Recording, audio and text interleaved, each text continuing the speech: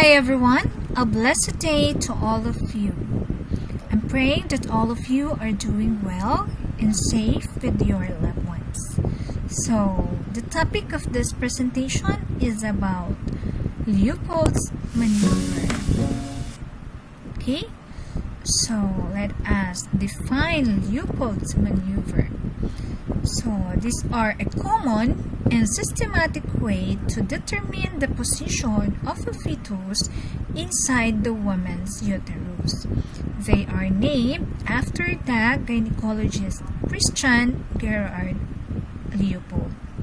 They are also used to estimate term fetal weight and to determine the position, the presentation, and engagement of fetus, like what you can see in the picture. Okay? If the position of the or presentation of the fetus is cephalic, bridge, oblique, or transverse. Okay, so let us proceed to nursing considerations in doing the procedure. So make sure that you assist your patient to the comfort room and instruct your patient to empty her bladder before proceeding to the procedure to avoid discomfort.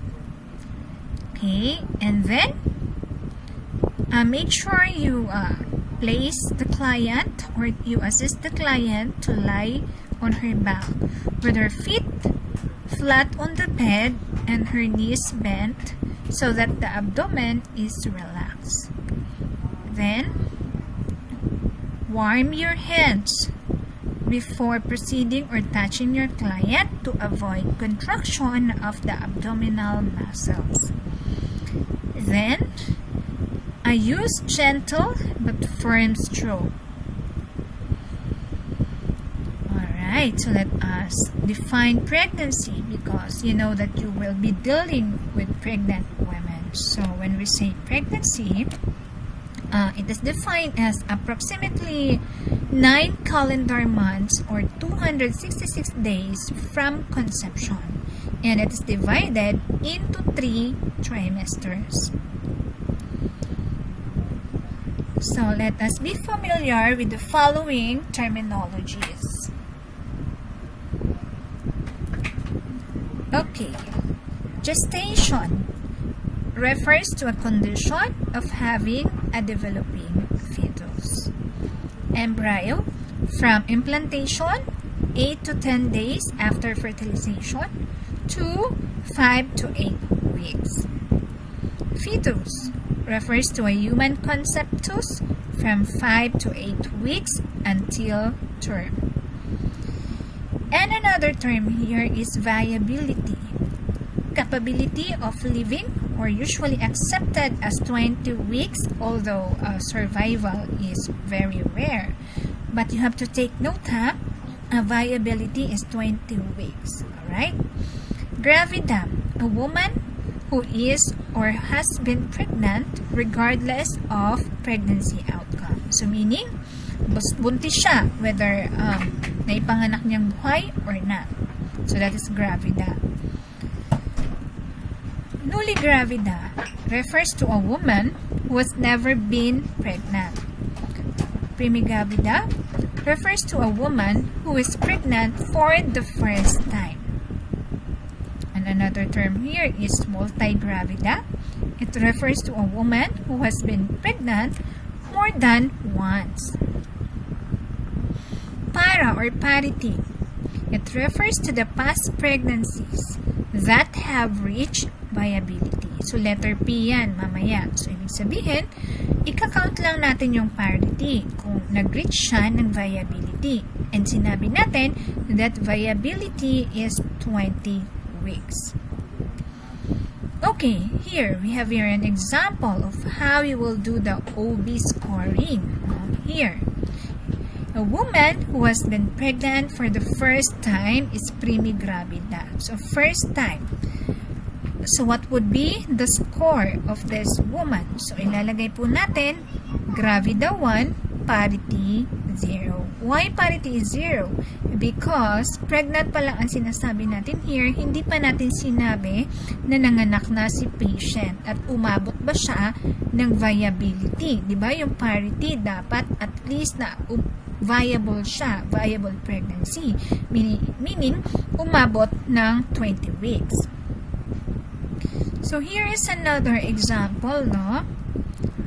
Alright, you can think of your answer now. A woman who delivered one child and who is pregnant again. What would be your gravida and your parity, or G and P?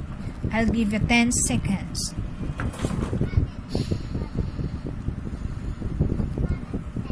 Alright, so your answer is gravida 2, parity 1. Why?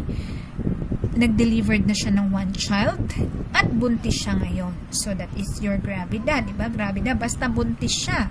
Kahit na naipanganak niya ba or hindi, you have to count it. So gravida 2, kasi may one child na siya at buntis.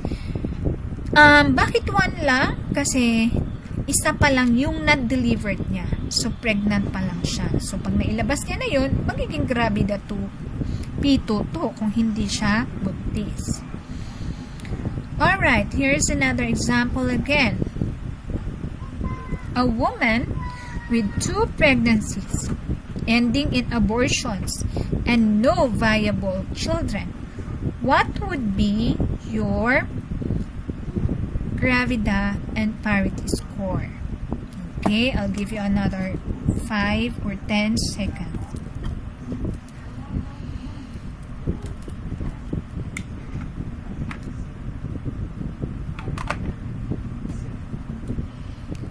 Alright, so the correct answer is gravida 2 kasi nakadalawang buntis siya, but no viable children. So wala siyang naipanganak na nag-umabot sa viability.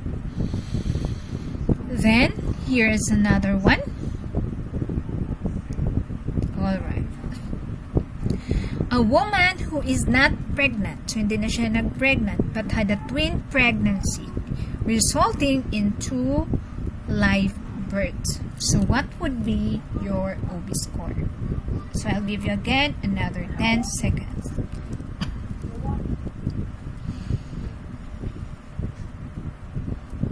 Alright, this is the correct answer. Kasi gravida, once pa lang siya, hindi naman siya pregnant ngayon, pero nanganak na siya ng twin, pero isang anakan lang yun, diba? Isang viable breast lang yun, so you have to count it 1.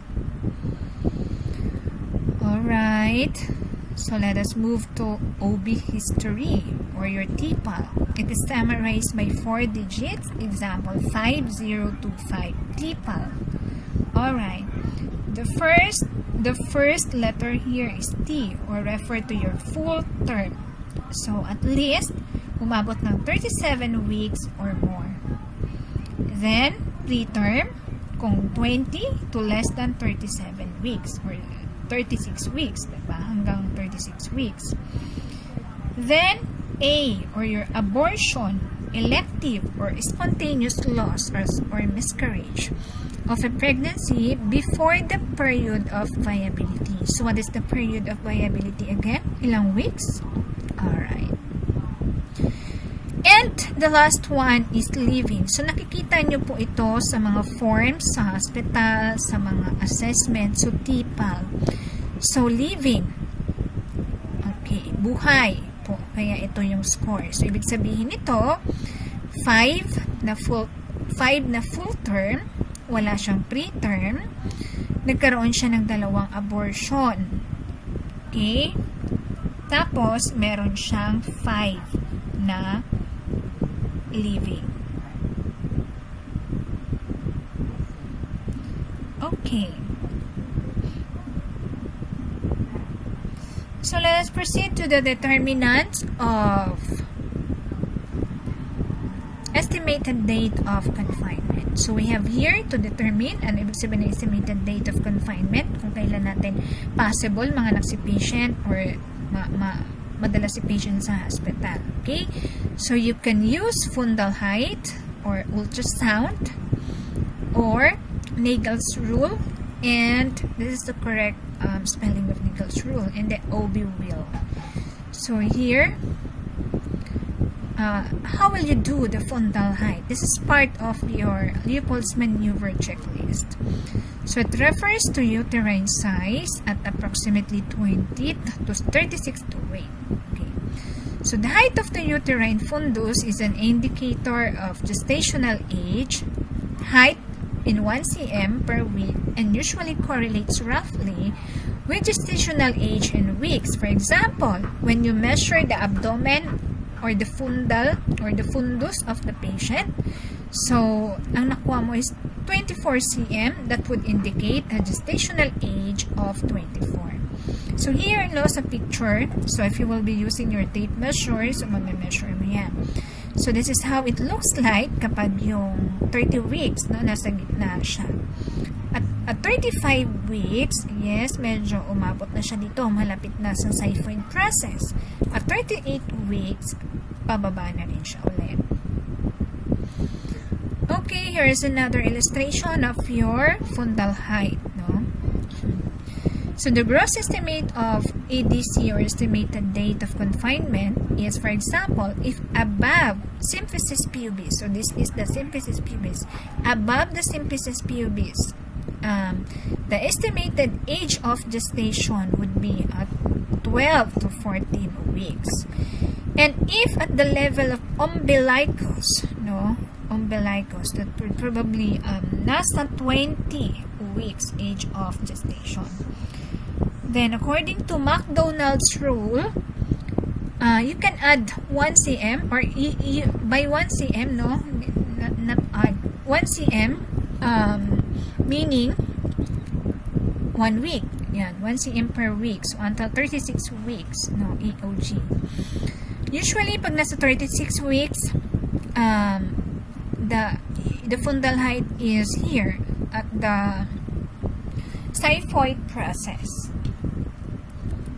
Alright. Okay, another illustration of your fundal height, or another way of checking the fundal height. You can also use the Bartholomew's rule of 4.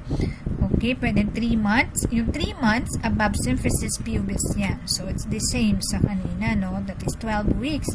4 months between symphysis pubis and the umbilicus. So that is 16 weeks. 5 months, okay, at the umbilicus. Alright. So here, the umbilicus. And then full term, okay, or 9 months below the xiphoid process, and 10 months, okay, at the xiphoid process due to lightening. Alright. Okay, so this is just another illustration. Okay, fundal height is measured in centimeters from the pubic symphysis pubis to the top, okay, portion of the uterus. So, halimbawa, you have your tape measure. You will start from here, yung 1 cm hanggang doon. Okay? So, this is how you will measure the fundal height from the symphysis pubis kung hanggang saan yung fundus. Okay. So, this is how you will do that.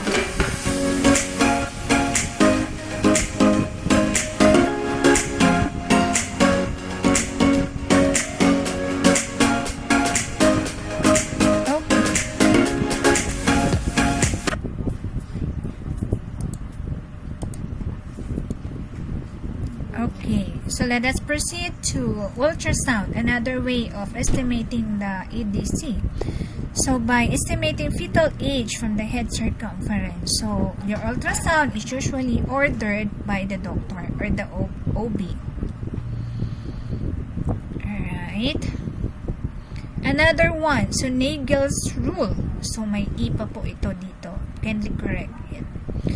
So you can use this formula according to Nagel's rule for you to estimate the date of confinement. Okay. January to March, halimbawa, yung kanyang last menstruation period. Okay. You can add +9 to the month and +7 to the day. And then April to December, you can count back 3 months or -3 from the first day of the last menstruation, and then add 7 days and 1 year. So how we will do this? So in the next slide, I have here an example. Okay, pop quiz tayo using the formula in the previous slides. So again, +9 sa month, +7 sa day kapag ang LMP niya or last menstrual period is from January to March. But kapag from April to December, you can -3 and then -3 and then +7 and then +1 sa year. Alright, so here is an example. You can get your paper, pen now. A woman's last menstruation began on September 10, 2020. So what is her estimated date of confinement? Using the formula, again, from April to December, -3 +7 and +1. Okay. So, the LMP is September 10, 2020. So this is the question. Alright. So did you start now? You get your paper and your pen. Alright. So 9 kasi September 10, 2020. And you will use this formula. -3 dun sa 9 or sa month, +7 dun sa date, and +1 dun sa year. This will give you this answer. So 9 - 3, 6. 10 + 7 = 17. And 2020 + 1 is 2021. So meaning the estimated date of confinement of that woman is on June 17, 2021. Here is another example. Okay, get your ball pen again and pen in your paper. The last day of the 5-day menstrual cycle is on March 12, 2020. What is the estimated date of confinement? So here is the answer. Okay, so March 3, 12, 2020. So you will use this formula kasi from January to March, you have to add 9 + 7 today. So this will give you 3 + 9 is 12. 12 + 9 is 19. And wala ka nang i-add dito sa year. So that is December 19, 2020. Ang estimated date of confinement of that woman. Alright. So Leopold's maneuver again is a method, or it is a use universal precautions when you do this procedure, or when you perform this procedure. And of course, you have to face the woman. The practitioner palpates gently and deeply using the palms of the hands. One hand held steady as other explores abdomen. And then hands are switched. Okay, kung nasaan ka, nasa right ka ba or nasa left. Okay, I'll be showing how to do this in the next video. Okay, it's more of hands-on. Right. So this is your first maneuver, or we call it fundal grip. Okay. The purpose of this maneuver is to determine the fetal part lying in the fundus and to determine the presentation. Alright. So, the findings is the following, no?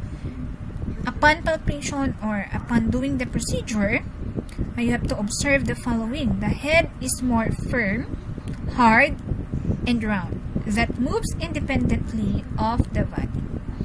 Kapag breech ang baby, it is less well-defined that moves only in conjunction with the body. Alright. Okay. Pag buttocks, no? It feels softer and it moves with the trunk. So the second maneuver is called umbilical grip. So nasa side ka naman ngayon. Kanina nasa fundus ka. The purpose of this is to identify location of fetal back and to determine that position of the fetus. Alright, let's continue. Okay, the second maneuver or your umbilical grip, the usual finding is the following. Okay, the fetal back is usually smooth, hard, and resistant surface. The knees and the elbows of the fetus fit with a number of angular nodulation, or it is knobby, no, when you touch it. So you will find that it is the knees and the elbows. And then let's proceed to the third maneuver called as Paulet's grip. So the purpose of this maneuver is to determine the engagement presenting part.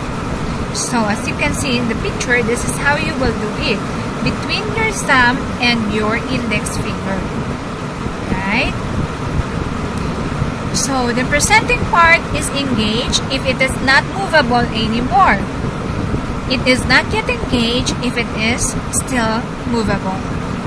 And let us now proceed to the fourth maneuver, or what we call pelvic maneuver. So, you will position at the head part. So, pag ganyan naman yung touch mo with the patient. The findings, good attitude if the brow correspond to the side or during your second maneuver. That contain the elbows and the knees. Okay. So, another findings, poor attitude if the examining fingers will meet an obstruction on the same side as fetal back. So, probably, naka-hyperextend yung head ni baby. So, that is poor attitude. So, this is your first, this is just your illustration of the four maneuver. The first maneuver, okay, the fundal grip, the second maneuver, and the third maneuver, and the fourth maneuver. Okay. So just another illustration. Okay.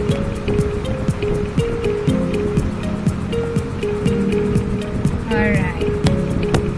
So pop quiz again. So be ready.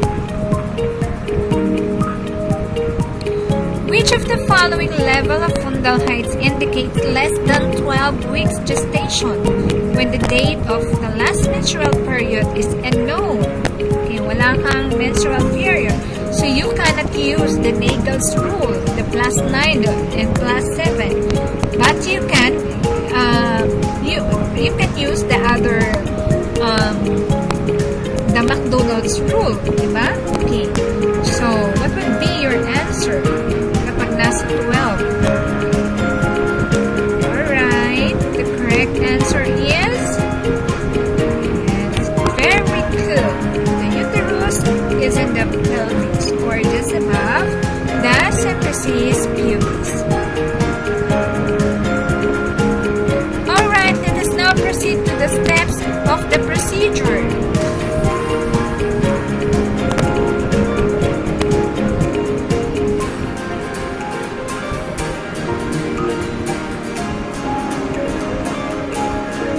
So again, there will be another video of me performing the procedure with our client.